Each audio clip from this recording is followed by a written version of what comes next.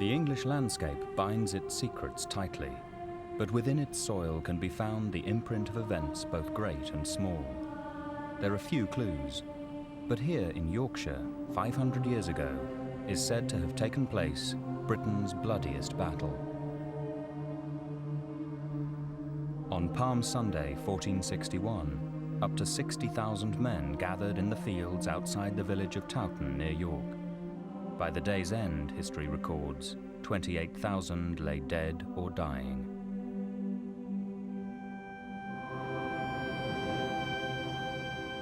The conflict in which they perished was a turning point in the Wars of the Roses. Its outcome determined the future of the kingdom. But their final battle and their final moments have been almost forgotten until now.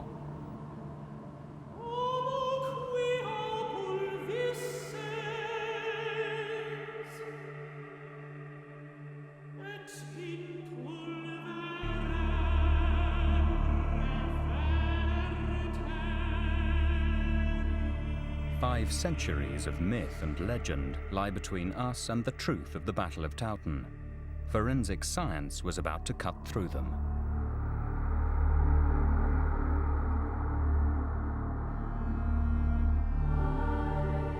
At Towton Hall in 1996, builders were digging foundations for an extension. Just beneath the surface, they found human remains.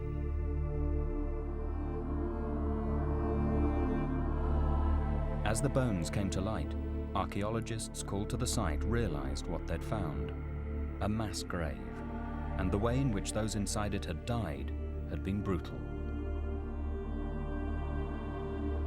I think a lot of people have a very romantic view of medieval warfare, and the injuries at Towton really bring these people to life and show what they must have undergone. And it shows a picture that wasn't romantic at all. It shows a picture of a very horrific death.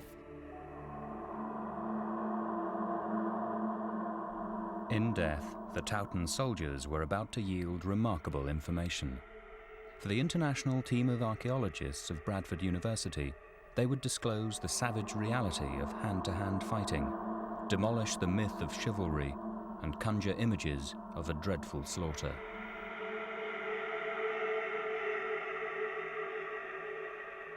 First, the men in the grave had to be exhumed.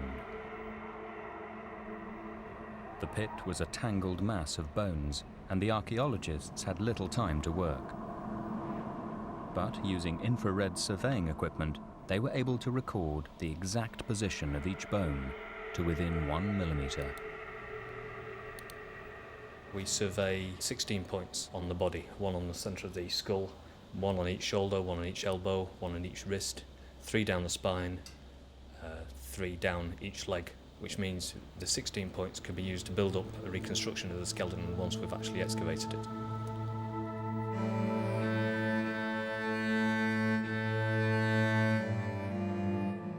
Tim Sutherland's survey produced a 3-dimensional image of the grave and the separate skeletons layered within it.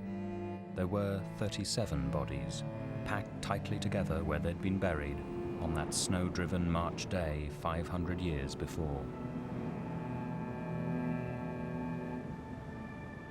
One has to imagine that this was a very fierce battle, that as many people as possible had to be buried in as short a time as possible under very unfavorable conditions. And so all the soldiers were almost packed like sardines in a tin. They were closely packed in this grave. Little spaces were used by fitting people in where they could. And there was a very, very tight layering. As the skeletons were unearthed, the work began. Bone analysis revealed them to have been men and boys aged between 16 and 50. Carbon dating confirmed that they'd died around the time of the battle. They'd been stripped naked, the cause of death evident in their massive head wounds. At first we couldn't quite believe the extent of the injuries which some of these people had suffered. One of the individuals had up to 13 skull injuries, and it seemed almost that unhuman or unnatural for anybody to be hacked to death in such a way. For the archaeologists, the questions were equally clear. Who were the men in the Towton grave pit? How exactly had they come to die there? When they died, England had been in turmoil for 6 years. The Wars of the Roses were a vicious struggle for the crown, the white and red roses representing the rival dynasties of York and Lancaster. It wasn't the simple fight we imagine between Yorkshire and Lancashire. The war split England between north and south. The Red Rose Lancastrians were mostly men of the north and included Scots. The White Rose Yorkists found their support mostly in southern England and Wales. But as in any civil war, there were no clean battle lines. The country was torn into a ragged patchwork of conflicting loyalties. The reigning king, Henry VI, was a Lancastrian, a pious man but with a shaky grip on the throne. For the followers of his rival, young Edward, Earl of March, the son of York was rising. Edward had led the Yorkists for just 12 weeks following the slaying of his father Richard and his brother Edmund by Henry's men. Now at Towton, he wanted revenge and to have the crown for himself.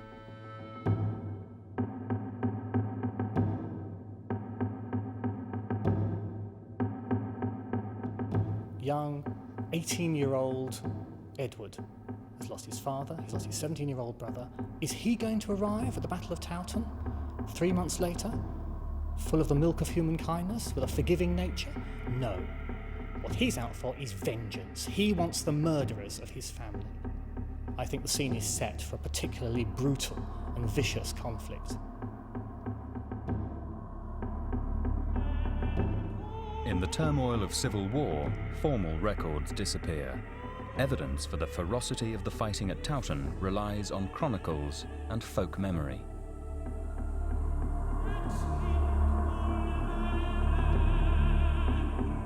We're told the Lancastrians had the advantage in numbers.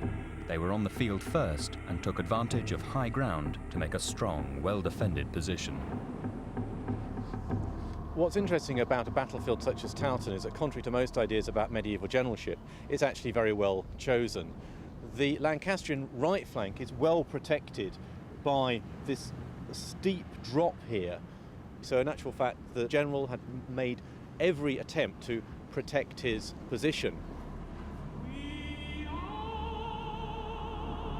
You've got the Yorkists advancing onto the plateau early morning and laying out from this position here along the fields directly over to Castle Hill Wood, which is over on that flank there. The Lancastrians were spreading the fields along the edge of that boundary there. So in effect it's a shallow valley and both armies lined up at either side. The Yorkists had fewer troops, but one major advantage: the weather. They had the wind behind them, and as dawn broke, it was blowing a blizzard straight into the faces of the Lancastrians. Under the snow's cover, Yorkist archers are said to have advanced unseen and shot repeated flights of arrows into the ranks massed against them. The Lancastrians took heavy casualties and had no choice but to advance and engage the Yorkists hand to hand.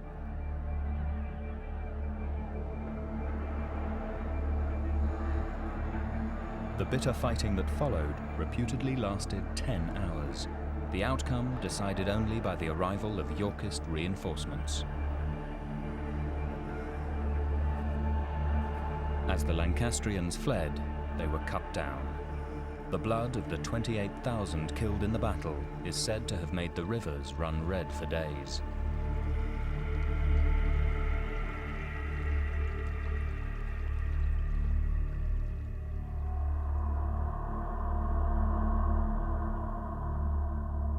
So much for the Towton story.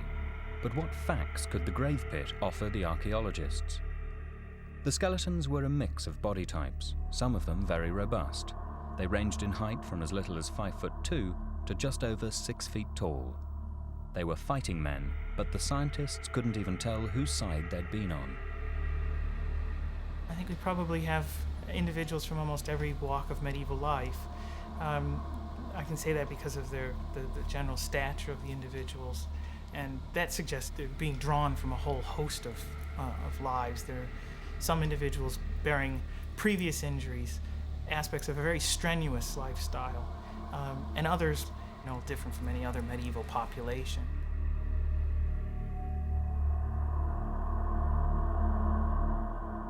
Because the archaeologists had been able to recover whole skeletons, they could begin to work out the physique of individual bodies. Would this give a clue about the part the men had played in the battle? In this case, it was very important that we had complete individuals, because it gave us a fuller picture of what this person went through. Because we had the full skeleton in each case, or almost each case, we could work out that some of them were very strongly developed and they might have had dietary deficiencies. But we had quite a lot of individuals with the left arm being further developed than the right arm, and that might indicate that they were practicing archery.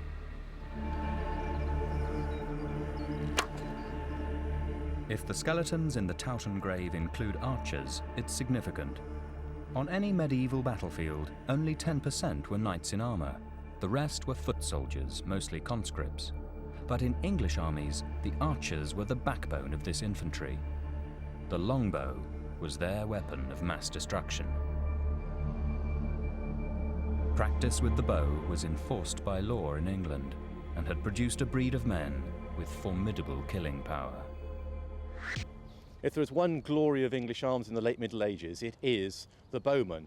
Edward I had used large numbers of archers in the late 13th century, and of course by the time of Edward III in the mid-14th century, these archers are going abroad. There was plenty to be gained if you were campaigning in France. Great victories like Agincourt would make an archer a rich man. In the course of the 100 Years' War with France, English archers became the most feared killing machine of the age. The archers at Towton were the sons and grandsons of the generation that fought at Agincourt. They'd have learnt their skills in just the same way. They'd have started at a young age. I mean, one, it was the law, but I think it'd have been peer pressure. They'd see the fathers using the bow and want to have a go at it themselves. I mean, the power of the longbow, it was a great leveller. It didn't matter whether you were a king, duke, knight, whatever. You could still be shot and killed at long range by just a simple man of the land. But the glories of the 100 Years' War were long gone. Henry VI's reign had seen the loss of almost all England's possessions abroad. In the snows at Towton, the English bowmen were facing not the French, but their own kind. They knew what they could expect. When they closed for battle, archer against archer, I think the archers of one side or the other, they'd want to be the first to get off the first flight of arrows.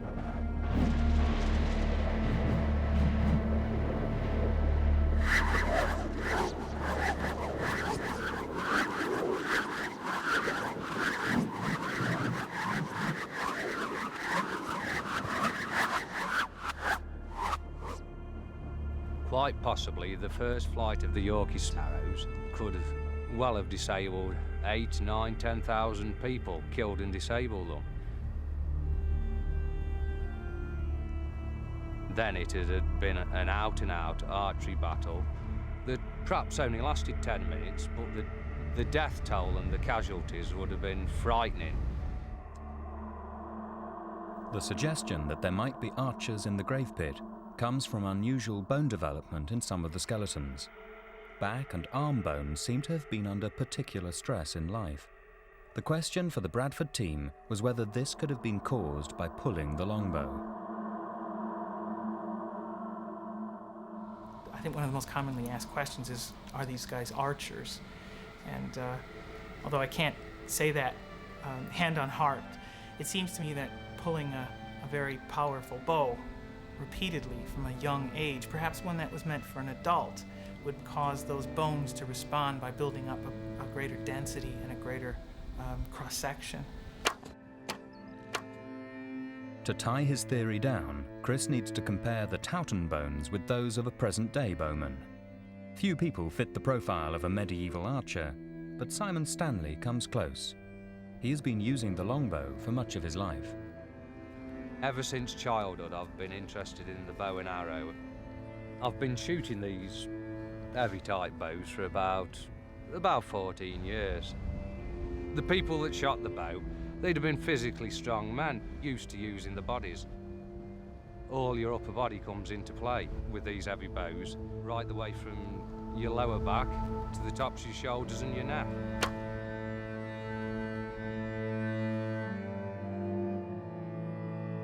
So have the years of using the heavy longbow produced changes in Simon Stanley's body similar to those seen in the Towton soldiers?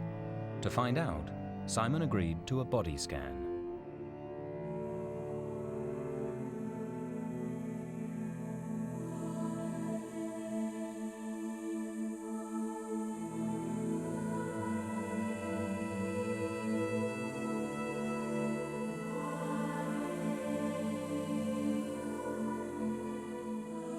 The scanner in which Simon's placed sends radio waves into his body through a strong magnetic field. Water molecules in bone and flesh show up differently to produce slice-by-slice images of Simon's skeleton and soft tissue. He's 35. He's so 35 he's and gonna start developing the muscle development. He's pretty impressive. For the Towton soldiers, 500 years had to pass before their bones revealed the wear and tear of a lifetime. For Simon Stanley, it would be a matter of moments. Yeah, it's fascinating. Yeah, it's really, yeah.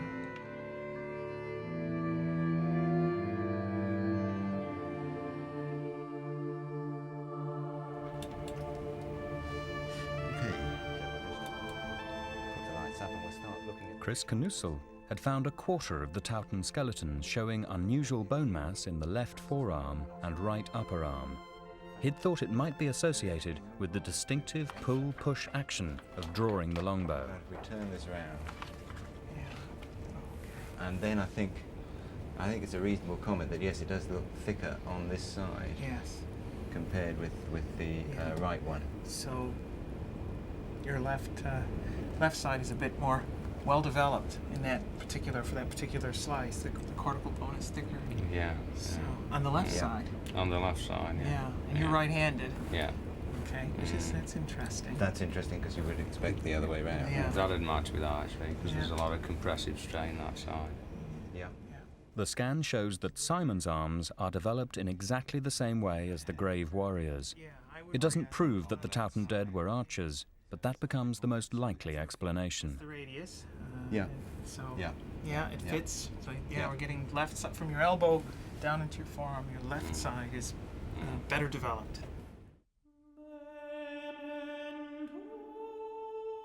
Shooting 15 arrows a minute and deadly at 300 yards, these were the kind of men whose firepower had cut a swathe through the flower of French knighthood.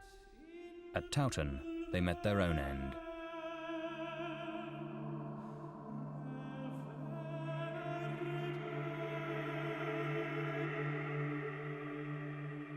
And among the bodies was one who stood out from all the rest.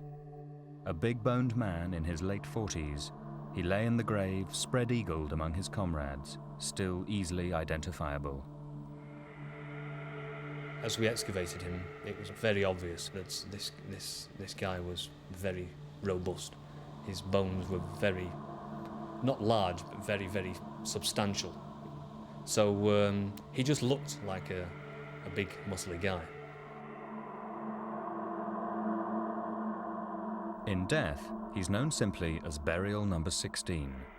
His bones tell a more compelling story.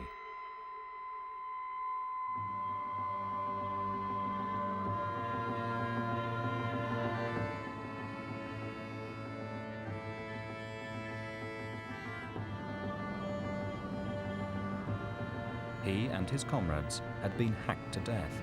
The blows that ended their lives were plain to see.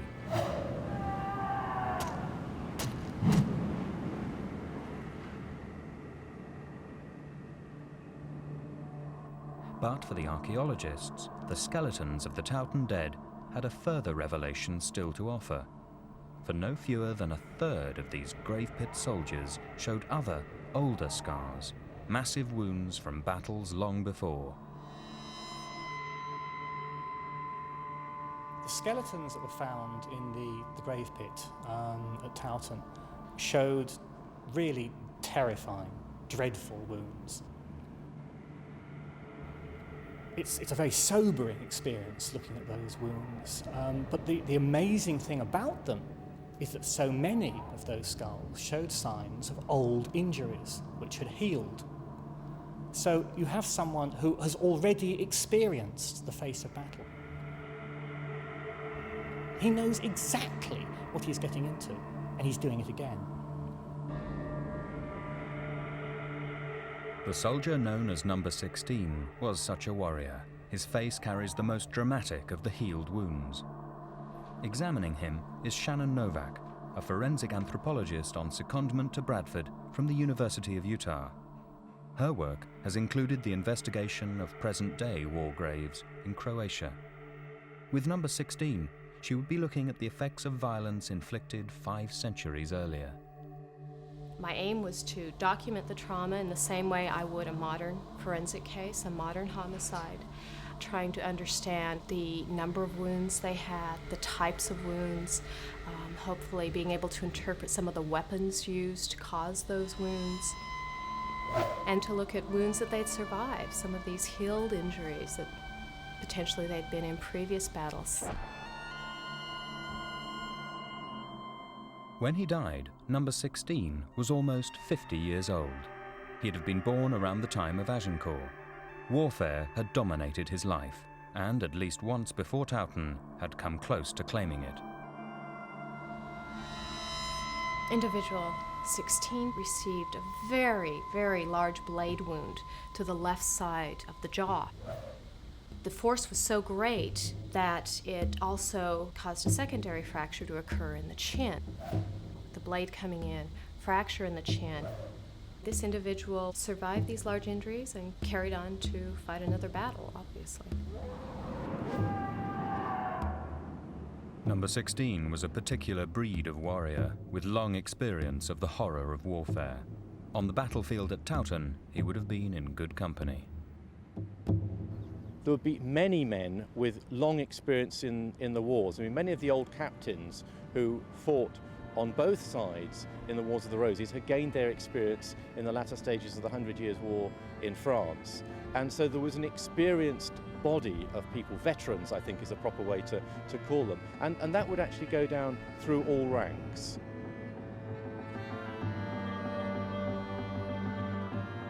What was remarkable was just how cleanly the old war wounds of these veterans had healed.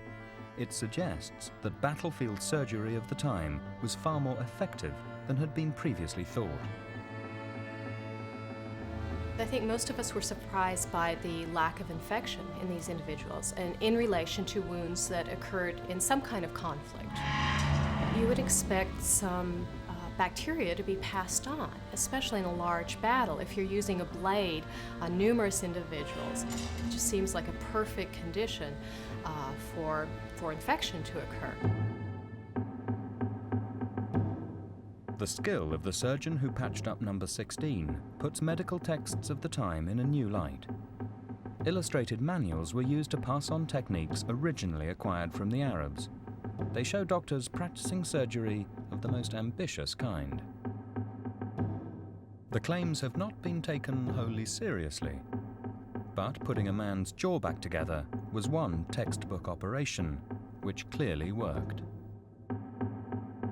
There are quite detailed instructions on how to deal with a wound to the jaw. The first stage was to put wax on the place where the bone was cut. To put a double layer of dressing on, you use a splint or a piece of shoe leather, the length of the jaw, and then this is very carefully bandaged onto the head and sewn onto a skull cap. The skull of Number 16 is certainly a very interesting one.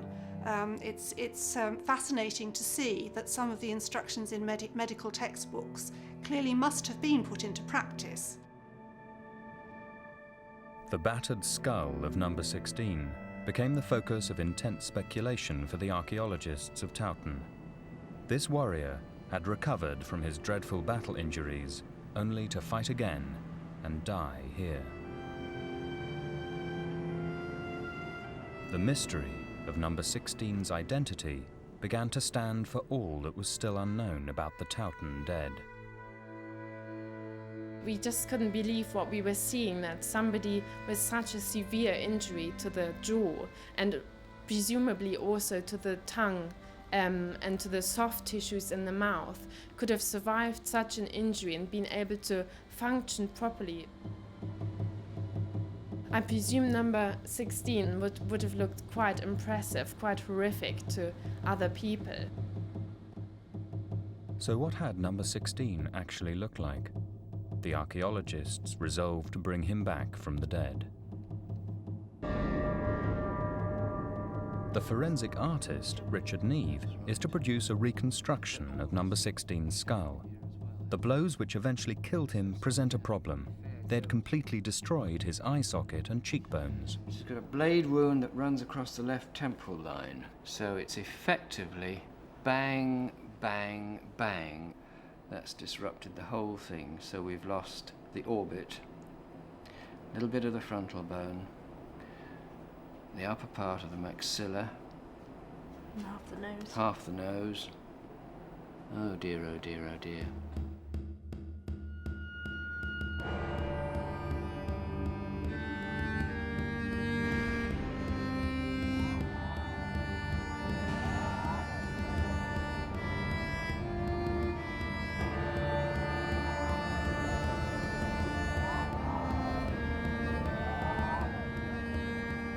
Can we approximate these? Try to waffle that up.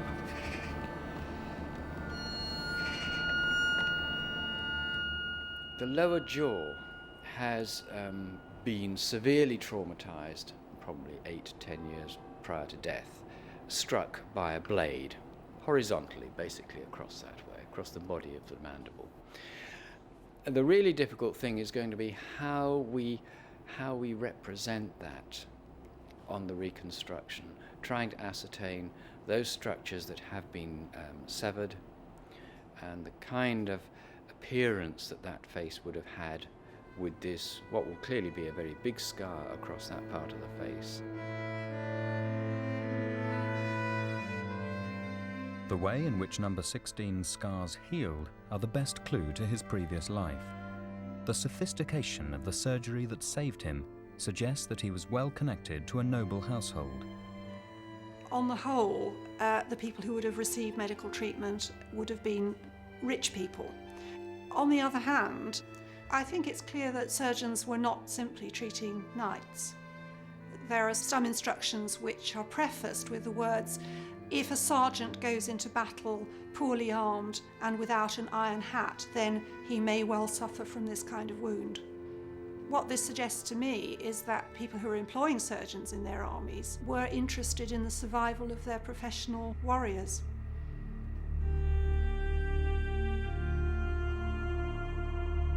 There were few professionals in armies of this time.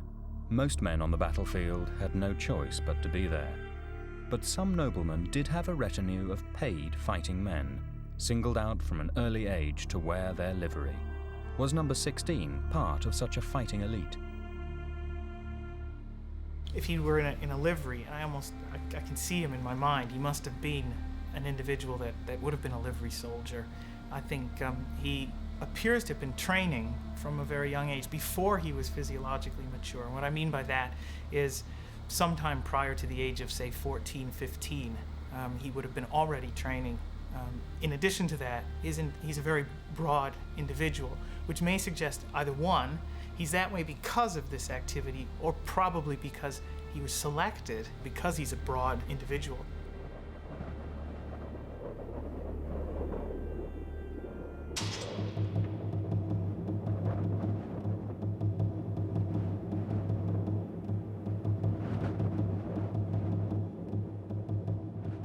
Trusted retainers or not, number 16 and his comrades were experienced in battle.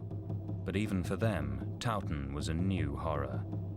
Both sides were ordered to show no mercy.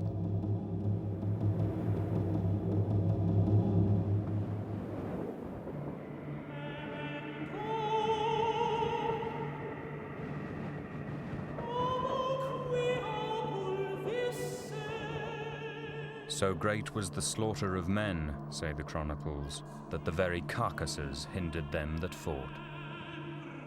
The figure of 28,000 dead, counted by the heralds, started to circulate within a matter of weeks. Today it's a death toll that invites both disbelief and horror. I think 28,000 dead is a totally implausible number. I mean, if you accept that, then it's rather like accepting that more men died at Towton than did in the disastrous first day of the Somme on the 1st of July 1916, advancing against machine guns in open field. So what evidence does the grave pit give the archaeologists for the ferocity of the killing? Shannon Novak, more familiar with gunshots than sword cuts, is working out how to identify which weapons produced the wound marks found in the skeletons.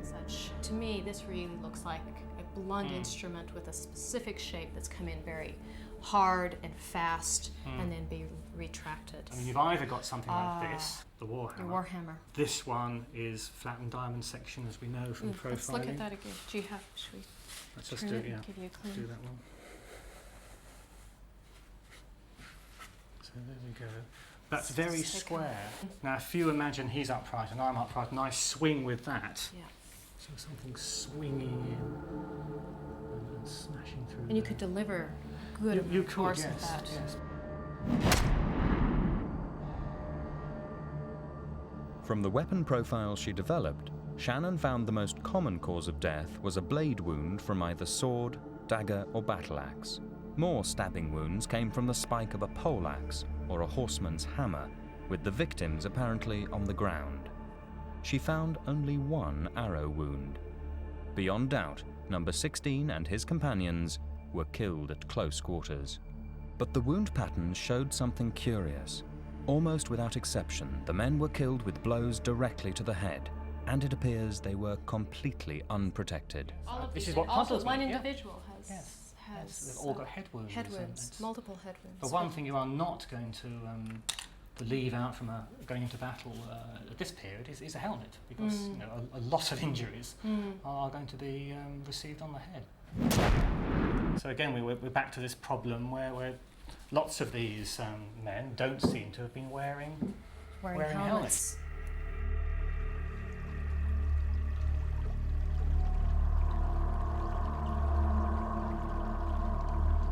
Without helmets and with the death blows targeting the head and face, it was almost as if these men had been singled out for punishment. They died from a blow, probably delivered at arm's length. And then after that, their fate was sort of sealed even further by delivering similar blows to the head region. My own feeling is that some of these individuals may have actually still been living when they'd received the second and tertiary and subsequent blows, but obviously the primary injury would have caused them to perhaps be less able to defend themselves. And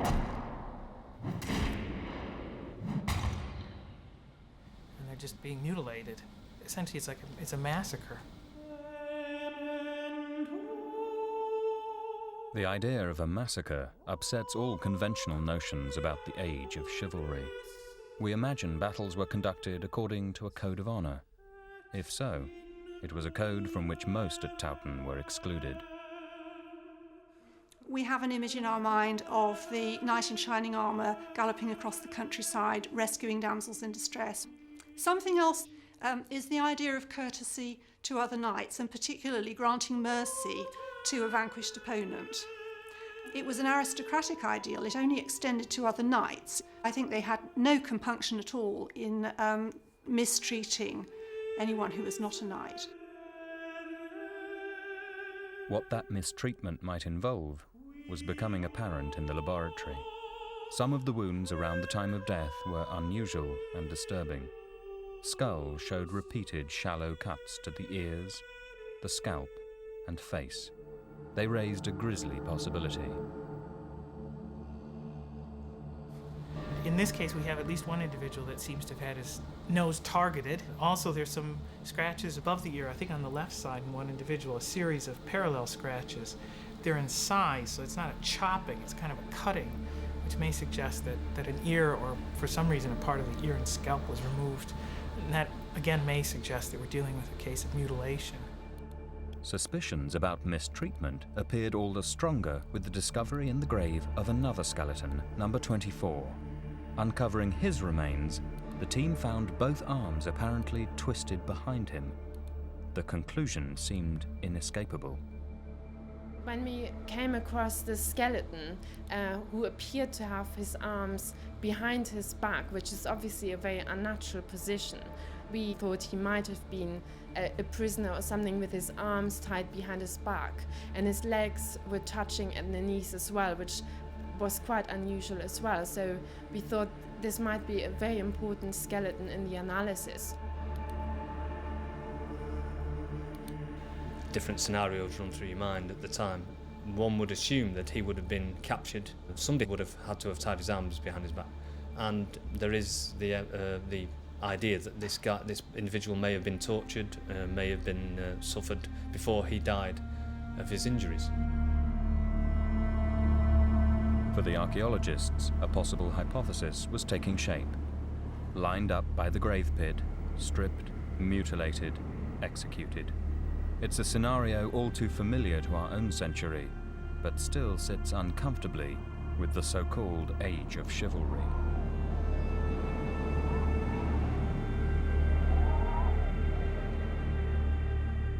This veteran soldier had fought many battles. Did his last one really end with him and his comrades being put to death as prisoners?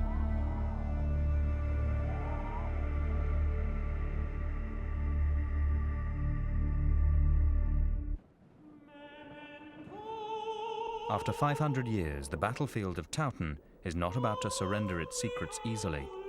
But Shannon Novak's work on the wounds was starting to suggest that number 16 and his companions might not have died quietly after all. At some point, these individuals had arms and hands free to defend themselves. Most of the wounds that occur in the body are in the arms and the hands. And these are classic defense wounds. For example, in homicides with stabbings, you'll often see individuals with extensive cuts to their hands, down to the bone, because they'll often grab the blade. And what we're seeing at Towton are reminiscent of defense wounds, which says to me their hands weren't bound.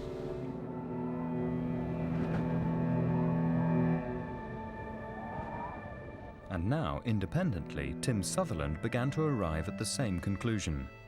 Skeleton 24 had appeared to be lying with his arms behind him, and the assumption had been that his hands were tied in that position. But at the bottom of the grave pit, the archaeologists made a bizarre discovery: a single severed arm quite separate from any body. At first they thought it must be an amputation, but back at the laboratory, Tim Sutherland set to work with his 3D image of the grave to put the bodies back together. What he found was that the new arm actually belonged with skeleton 24. We emptied the grave completely, and at the very bottom there appeared to be a spare arm. The result of the investigation into the computer work meant that we could analyse each individual skeleton in an attempt to match the spare arm up with one of the bodies. And what actually happened was that skeleton number 24 superimposed exactly over the spare arm. In the scramble of the original dig, skeleton 24 had been allocated the arm of his neighbour in the grave, giving the impression that he had both arms behind him. The 3D image now showed that his hands couldn't have been tied. The grave pit warriors may not have been helpless victims at all.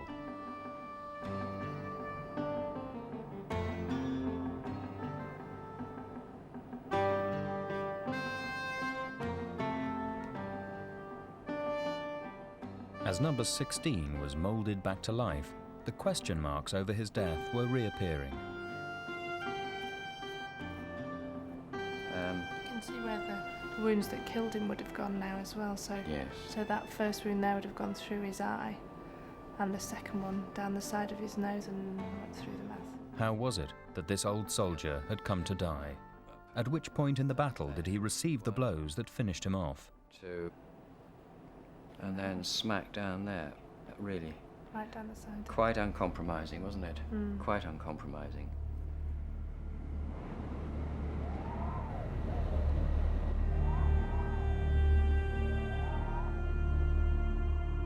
Few people have a better overview of the Towton battlefield than Simon Richardson.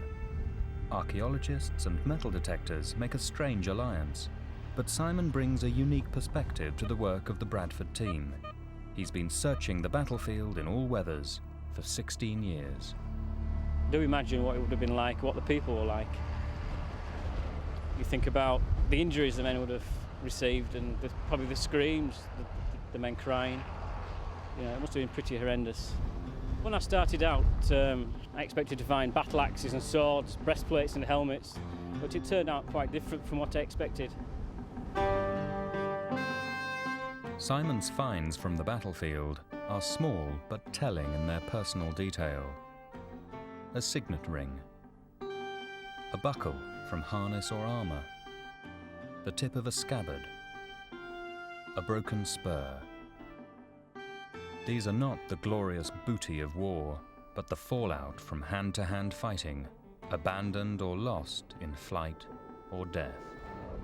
It feels quite personal, really, when I find the artefacts. Think of the last person to wear it. Did they actually die? Or was it pulled off and they managed to escape?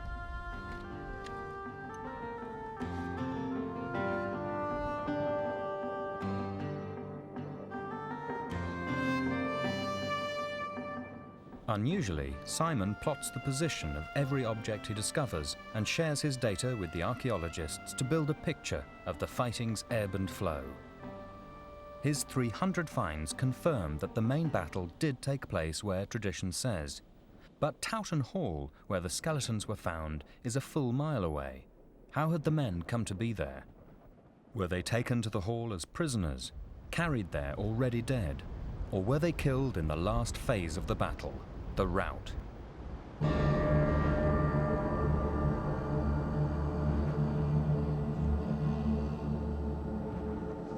Tradition tells us that the worst slaughter at Towton came in the rout as the Lancastrians fled the field.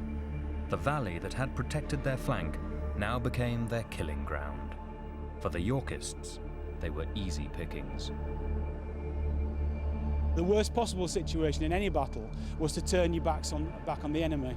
These men in the grave, my own personal opinion, is that they were caught in the rout. The injuries that are sustained all point towards this being attacks that were made when men were down on the ground, dagger wounds to the backs of the heads, repeated injuries, and also mutilation. Shannon Novak began to establish a sequence for the men's wounds, using the forensic techniques that she employs on murder investigations. The way in which the fracture lines in the skulls connect reveals the order of the blows, and that order suggests that some men could have been fleeing from the enemy who killed them. This individual is a very good case of being able to sequence injuries. He has a very large blade wound to the back of the head. You can see a blade has come in with great force, resulting in fracturing in that area. He also received a very large blade wound to the face. This blade cut from the corner of the left eye, down underneath the nose, through the palate, and into the corner of the tooth. And what happened is this blade wound, again, it came across the face in this direction and resulted in this suture to open up, and you can see the fracture stops here with the large radiating fracture from the wound to the back of the head. But because it stops, it tells us that this fracture was already in place, and the force, the energy release, started to follow that fracture that already existed. So we know that he received a large, probably mortal wound to the back of the head. While he was presumably down, a blade was drawn through his face.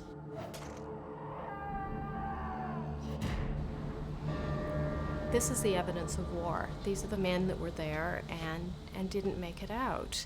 And this is what weapons were created for, to be efficient killing tools.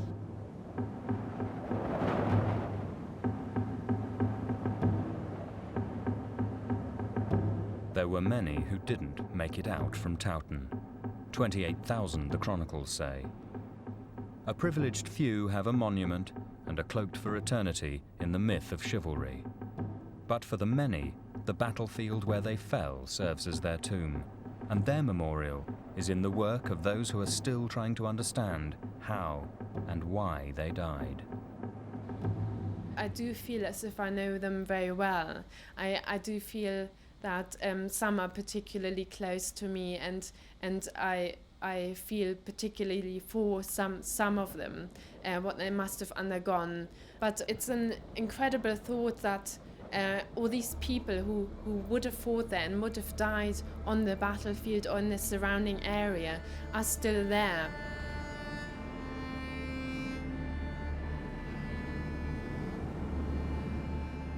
It's only on the battlefield that the archaeologists' questions can now be answered. If there were 28,000 killed that day, it is there that they are to be found. Until more bodies are discovered, we rely on the few from the grave pit for our troubled picture of life and death for the medieval soldier. For Edward, the young pretender, Towton was a triumph. Within 3 months, he was crowned King of England. But the battle did not bring peace. The Wars of the Roses would continue for over 20 years more before the factions collapsed into weary reconciliation. For the rank-and-file soldiers of both armies, it was 20 years too late.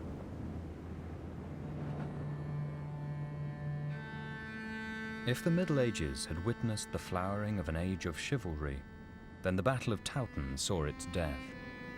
Archers and trusted retainers, the men in the grave pit, died horribly, their last moments embodying the worst that one human being can inflict on another. But for one of the Towton dead, there is a belated afterlife. Number 16, the battle-scarred veteran, is ready to confront the world again. Sometime winner, now forever victim. His is the true face of every battle. Perhaps you better meet him.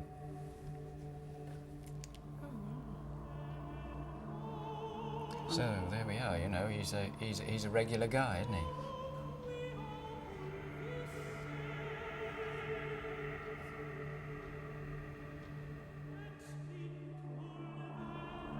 Yeah, I think now that he's got flesh on his face, you can really imagine him as a person, a live character that actually existed and that was present in the battle. When you just see the bone, it's almost as if the cut is much smaller, as if it affects only that area, but obviously the blade would have been much larger. Yeah. He certainly looks experienced and mature. He must have undergone a lot of, obviously, physical trauma, but possibly also some psychological trauma from the after effects of this injury. If you had to face him in a battle sort of situation, it would have been quite scary. You can tell immediately that he would have been experienced. Oh yes, he has that sort of old campaigner look. Yeah.